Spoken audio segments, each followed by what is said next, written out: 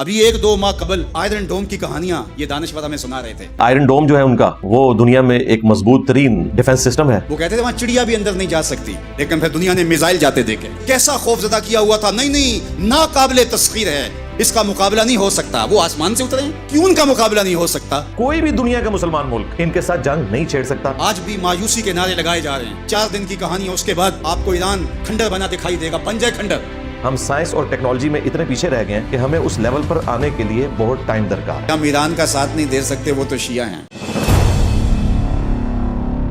आज से तकरीबन 1 सदी कबल इस उम्मत पर बेयकीनी की कैफियत को मुसल्लत किया गया, और हमारे नफ्सियात के माहिरीन कहते हैं कि ये बच्चों के साथ भी ना करें, कि बच्चों को कहें तुम कुछ नहीं कर सकते। जब आप बच्चों को ताना देते हैं तो वो वाकई कुछ नहीं कर पाते। तो इसलिए उम्मत को बेयकीनी में मुब्तला करने के लिए मगरब की बरतरी को साबित किया गया। जगह जगह 2 नंबर दानिशवर बिठा दिए, हत्ता के हमारी असली दानिशगाहों के अंदर फरंगी रूहों के बेहिस ढांचे मशरकियत को गाली देने लगे और मगरबियत के कसीदे पढ़ने लगे, उनकी तहजीब और तमद्दन के गुन गाने लगे और अपनी तहजीब को डिग्रेड करने लगे, और दुनिया के सामने ये बात बावर की कि ये नाकाबिले तस्खीर हैं, इनका मुकाबला नहीं हो सकता। ये बेयकीनी इस उम्मत को तोड़ के रख दिया। इकबाल ने आज से 100 साल कबल कहा था, सुने तहजीब हाजिर के गिरफ्तार, गुलामी से बदतर है बेयकीनी। और इस उम्मत की नशअत को, इस उम्मत की नहज़त को रोका गया कि नहीं तुम मुकाबला नहीं कर पाओगे, और ये माजी के अंदर भी होता रहा। कौम मूसा ने कहा था हम तो मुकाबला कर नहीं सकते, मौत से बदतर जिंदगी थी। और अभी 1-2 माह कबल आयरन डोम की कहानियां ये दानिशवर हमें सुना रहे थे। वो कहते थे वहां चिड़िया भी अंदर नहीं जा सकती, लेकिन फिर दुनिया ने मिसाइल जाते देखे। कैसा खौफजदा किया हुआ था। नहीं,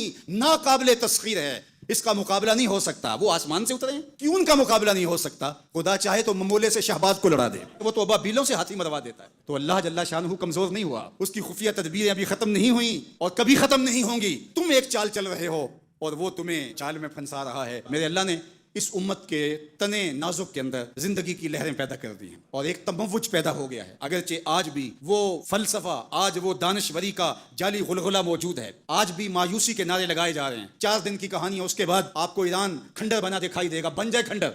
इससे कोई फर्क नहीं पड़ता। जो पैगंबरों ने जंगें लड़ी हैं उसके नुकसान पैगंबरों ने उठाए, इससे क्या होता है। तुम खंडर की बात करते तो करबला खंडर नहीं बना था, लेकिन आज झंडे हुसैन के झूल रहे हैं, यजीद के तो नहीं झूल रहे। तो ये खंडर इसराइल बनने वाला है, इस्लाम का झंडा ऊंचा होगा।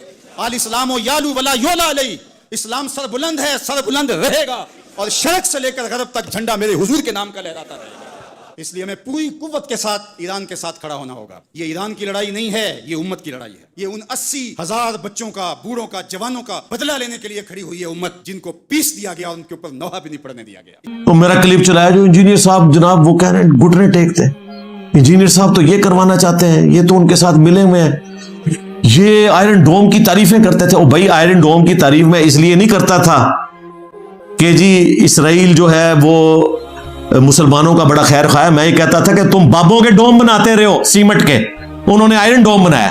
कहते हैं इंजीनियर साहब फेल हो गया। जनाब जितने मिसाइल फेंके हैं ना ईरान ने, इस टाइम गजा बन जाना था इसराइल ने अगर आयरन डोम ना होता। 100% तो परफेक्शन कोई नहीं होती, 90% से ज्यादा उन्होंने मिसाइल रोके हैं। वो तो अब रिफिल, अब अमेरिका ने भेज दिया, रिफिल करेंगे फिर रोकना शुरू कर देंगे। लेकिन जाहिर है सारे तो कोई भी नहीं रोक सकता, सारे तो पाकिस्तान भी नहीं रोक सका, सारे तो अमेरिका भी नहीं रोक सकता, लेकिन मेजॉरिटी तो रोके। तो कहते हैं जी ये उनके साथ मिला हुआ है। और मैं ये कह रहा था तुम बाबों के डोम ना बनाओ, आयरन डोम बनाओ। अमेरिका तो अब गोल्डन डोम बना रहा है अपने लिए। इस बात को किस तरीके से करके प्रेजेंट करते हैं। फिर मेरी पुरानी एक वीडियो उठाई थी, इंजीनियर साहब ने आयरन डोम को हफीज़ुल्लाह का। ओ भाई वो तफन्नुन पे एक बात हो रही थी, एक बंदा यरूशलेम से आया, 1.5 साल पुरानी मेरी वीडियो, और वो कह रहा है कल ईरान ने यहाँ फेंके थे और अगर ये आयरन डोम ना होता तो हम तो यहाँ यूएनओ की तरफ से हैं, हम मुसलमानों ने भी मरना था इसमें आके। तो मैंने उसको कहा, मैंने कहा यार देख ले, आपकी हिफाजत गौसे पाक ने नहीं की है, आयरन डोम हाफिज़ुल्लाह ने कर दी आपकी हिफाजत, अदरवाइज ईरान के जो बम है वो आपके ऊपर भी गिरने थे। कहते हैं जी बिल्कुल अली भाई ऐसा ही है। एक बात हो रही, इसको उठाया और इस तरह उन्होंने कहा ये तो यहूदियों के साथ मिला हुआ है। यहूदियों के साथ वो मिले हुए भाई जिन्होंने कहा कुरान और हदीस डायरेक्ट पढ़ोगे गुमराह हो जाओगे। यहूद और नसारा के साथ वो लोग मिले हुए हैं जिन्होंने आपको कादियानियों वाली नमाज सिखाई बगैर रफुल ईदैन के। यहूदियों के साथ वो लोग मिले हुए हैं जिन्होंने चिश्ती रसूलुल्लाह, थानवी रसूलुल्लाह का दिफा किया, मुनाजरे लड़े। ये अब मैं शुरू हुआ ना ये गर्दान पढ़ना, तो फिर टॉपिक आज वाला रह जाएगा। तो ये 2 नंबरिए छोड़ें। ईरान की मजलूमियत का रोना रोया था, कि इन बेचारों के ऊपर भी अब बुरा वक्त आ गया है। बाकी मुसलमान मुल्कों का काम है कि वो ईरान को इस मुश्किल से निकालें, और उसके लिए मैंने एक फ्रेमवर्क दिया था। ज़ाहिर ही मेरा मौकिफ है, आपको भी राइट है, आप अपना मौकिफ रख सकते हैं। अब हैरान कुन बात है, वो फिरके जिन्होंने टॉयलेट में शिया काफिर के नारे लिखे, वो हमें आगे बताएंगे कि जी इंजीनियर साहब ईरान के खिलाफ हो गए।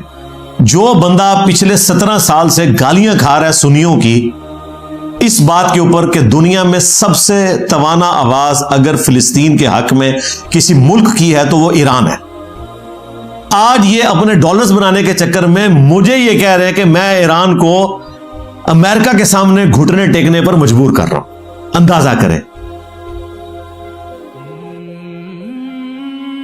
ये वहाबी लोग, चले मैं सबकी बात नहीं करता, वहाबियों में बाज जो यजीदी हैं, देवबंदियों में जो बाज नासबी हैं, बरेलवियों में जो बाज खारजी हैं, ये वो लोग हैं जो ईरान के रहने वाले लोगों को मुसलमान भी नहीं समझते।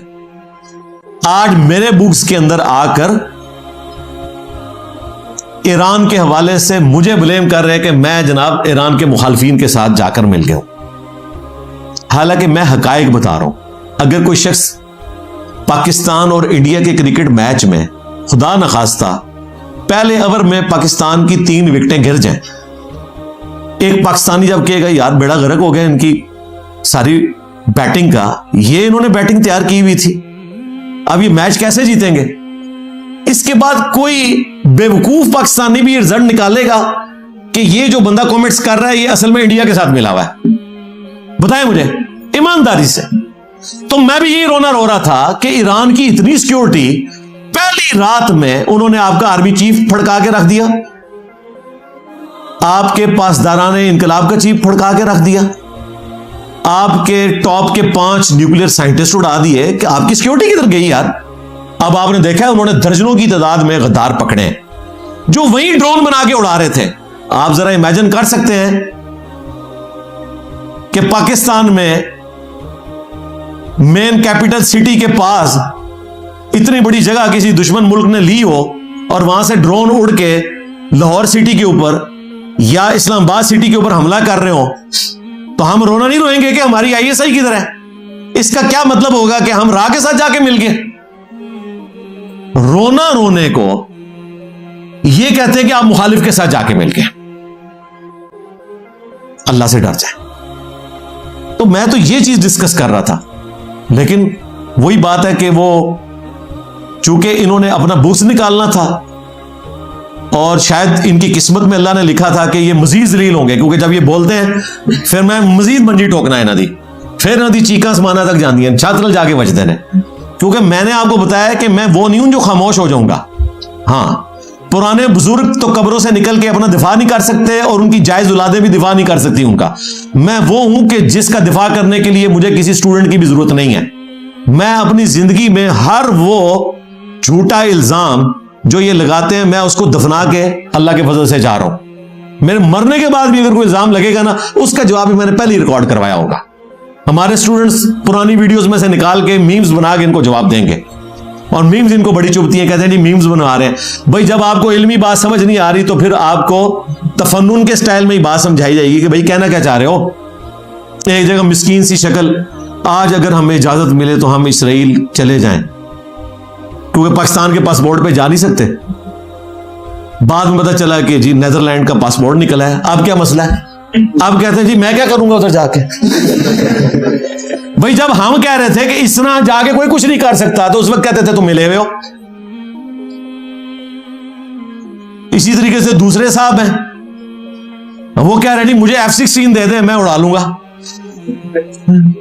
अब वो कह रहे मैंने तो तफन्नुन के तौर पे बात की है कि मैं F-16 उड़ा सकता हूं, हालांकि कोई तफन्नुन नहीं। उन्होंने कहा कि आप लोग फिर मेरे ऊपर बात करेंगे, अल्लाह का फजल है, मैं इस बात को रहने दें। वो तो सीधा सीधा कह रहे हैं मैं उड़ा सकता हूं, और दूसरा F-16 उड़ा के क्या करेंगे आप?